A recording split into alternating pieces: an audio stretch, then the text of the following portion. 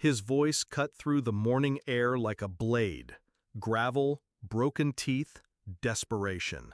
"Ma'am, don't start that car. Your daughter-in-law, she paid me to tamper with it." The world slowed. My hand froze on the ignition. For one suspended moment, I felt the weight of both life and betrayal pressing against my chest.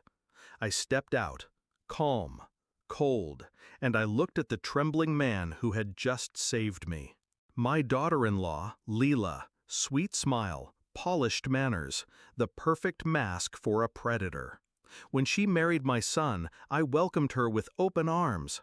I thought she would be his anchor, his partner, the woman who would help carry our family's legacy. But the first cracks showed quickly. The sudden shopping sprees, the lies about business trips, the way my son grew thinner while she grew hungrier. Then came the whispers about my husband's inheritance, the fortune he built with blood and sleepless nights, the money I swore to guard with my life. And now, her mask had slipped entirely. The homeless man told me everything. She approached him weeks ago, offered him cash to do a job. "Mess with the brakes," she said. "Just make it look like an accident." He was desperate. He agreed. But guilt rotted him. He couldn't go through with it. So instead, he waited for me. I gave him money, enough for food, shelter, dignity. Then I walked away with a new kind of fire in my veins. I wasn't shaken. I wasn't scared. I was steady, focused. Her betrayal was no longer a suspicion. It was truth. And truth is a weapon sharper than any knife. I didn't scream at her. I didn't storm into my son's home and expose her. No, that's what she would expect, an emotional, messy outburst. I chose silence, because silence is the sound of planning. I gathered documents, bank statements, her forged signatures, the little trails of greed she thought I wouldn't notice. Piece by piece, I built my case. Not for the police, not for lawyers, for the inheritance meeting, the one place she believed she had already won. The day arrived. The air smelled of polished wood and expensive perfume.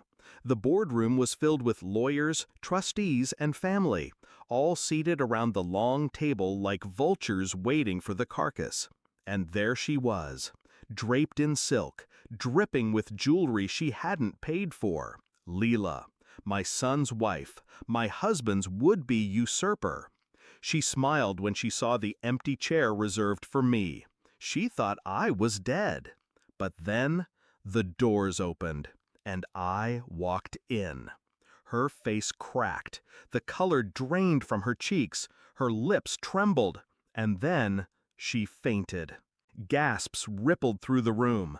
People rushed to her side, famming her, calling her name. I remained standing, steady, watching. When she stirred awake, her eyes met mine, wild, terrified. "You," she whispered, shaking. "Yes," I said softly, "me." I placed a folder on the table. Documents slid across polished mahogany. Receipts, transfers, her forged attempts to access accounts that weren't hers. And then, the testimony. The written statement from the homeless man she tried to use as her weapon. The trustees leaned forward. Murmurs filled the air. I didn't need to shout. The evidence spoke louder than fury. One of the lawyers cleared his throat. "This is highly incriminating." My son's eyes darted between me and her. Confusion, horror, betrayal etched across his face. "Leela, is this true?" Her silence was her confession. The inheritance never touched her hands. Every penny remained safe, guarded, protected.